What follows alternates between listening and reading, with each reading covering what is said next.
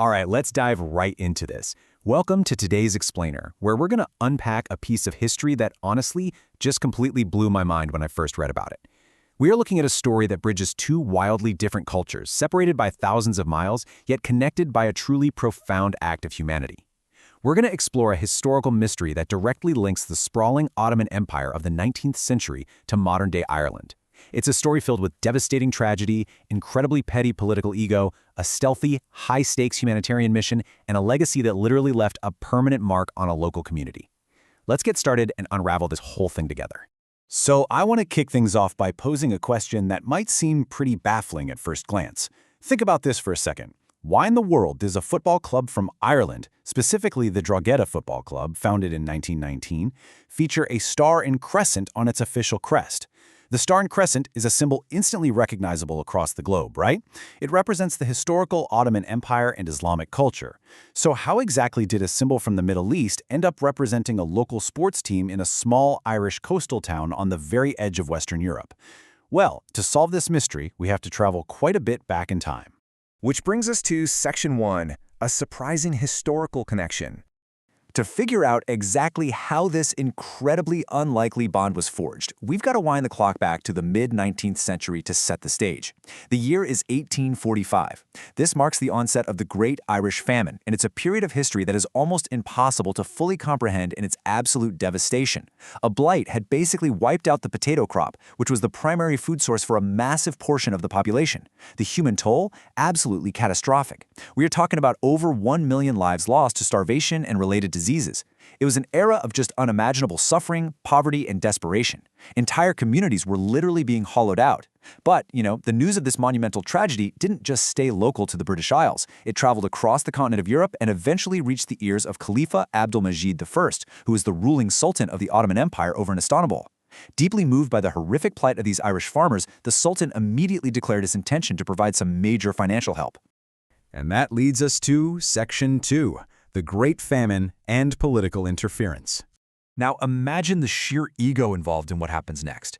You see, the Sultan's immediate desire to provide this substantial life-saving relief was very quickly complicated by international politics and, quite frankly, royal pettiness. The Ottoman Sultan originally intended to send a massive 10,000 pounds in sterling to aid the starving Irish population. Actually, to put that in perspective, that was an absolute fortune at the time. However, Queen Victoria of the British Empire, who formerly oversaw Ireland, had only contributed 2,000 pounds from her own personal funds. So according to the strict and highly delicate diplomatic protocols of the era, the Queen's advisors stepped in and requested that the Sultan significantly reduce his donation. The reasoning behind this? They simply could not allow the Queen's own contribution to be dwarfed and overshadowed by a foreign Muslim ruler. Because of this intense political pressure and, concern over optics during a literal humanitarian crisis, a strict limit of 1,000 pounds was placed on the Sultan's official donation. Moving right along to Section 3, the Sultan's secret fleet. Okay, so the Sultan found himself in a really tough position here. He was faced with a dying population on one hand and these rigid rules of international diplomacy on the other. So what did he do? Well, publicly, he played by the rules. He acquiesced to the diplomatic protocol and sent the requested capped amount of 1,000 pounds. But secretly, his personal sense of moral duty drove him to find a massive loophole. While the politicians were all focused on the money, the Sultan covertly dispatched 3 entire ships heavily loaded with vital food and supplies. This was essentially a stealth mission of mercy. When the English courts caught wind of this rogue operation, they actually tried to legally block these Ottoman ships from delivering their cargo to Irish ports. But the mission pressed on. Navigating through the red tape and completely bypassing the legal blockades, the Ottoman sailors ultimately succeeded. They managed to drop the vital food supplies directly at Drogheda Harbor, right into the hands of the people who needed it most. It was just an absolute masterclass in covert humanitarian aid. Which brings us to Section 4, Expressions of Gratitude. So how did the people on the ground actually respond to this rogue, rule-breaking charity? We actually have a surviving, incredibly touching piece of historical evidence. In 1845, a formal letter of gratitude was written directly by the Irish nobles and people, addressed to the Ottoman Sultan. They wrote to express their, quote, dearest gratitude to the generous philanthropy and interest shown to the suffering and grieving people of Ireland. They explicitly thanked him for the generous financial donation, fully recognizing the profound and unprecedented relief efforts organized by the Sultan during their absolute darkest hour. I mean, they knew exactly who had stepped up to help them when their own rulers were busy counting pennies. And this incredible act of defiance for the sake of charity, it resonated for years, echoing through the halls of European high society. Just listen to this striking quote from Reverend Henry Christmas, an English clergyman written in 1853. He observed the Sultan's strict adherence to the laws of hospitality over political pressure, and stated that there was more of the, quote, true spirit of Christianity in the Muslim Sultan of Turkey than in any or all of the Christian princes of Eastern Europe at the time. The Reverend was pointing out a really deep irony here, that it was a foreign leader of a completely different faith whose personal moral compass dictated a noble response, utterly refusing to let political protocol extinguish basic human compassion.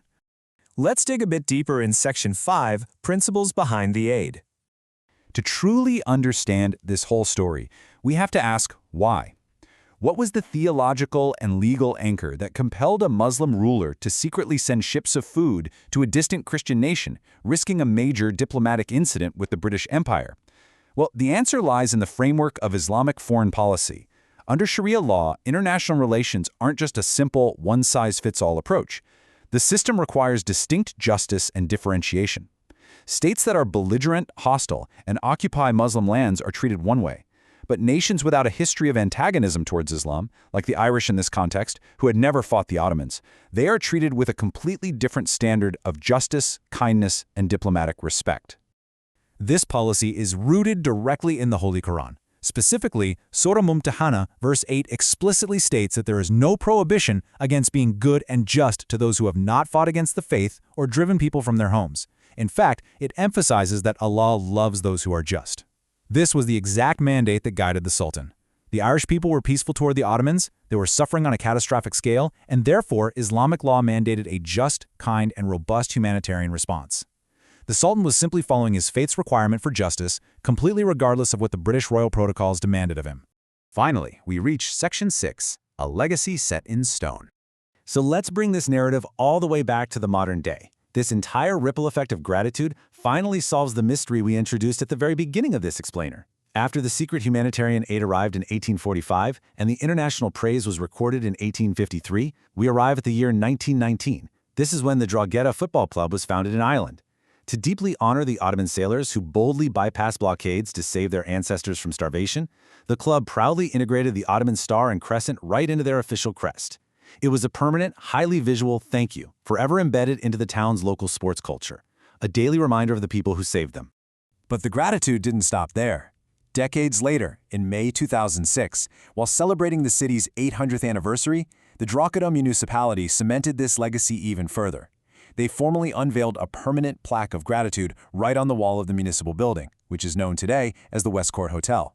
And what's absolutely amazing about this detail is that this is the exact same site that actually hosted the Ottoman sailors who brought the aid over 150 years prior. They gave them a safe place to stay after their dangerous journey. The town simply never forgot.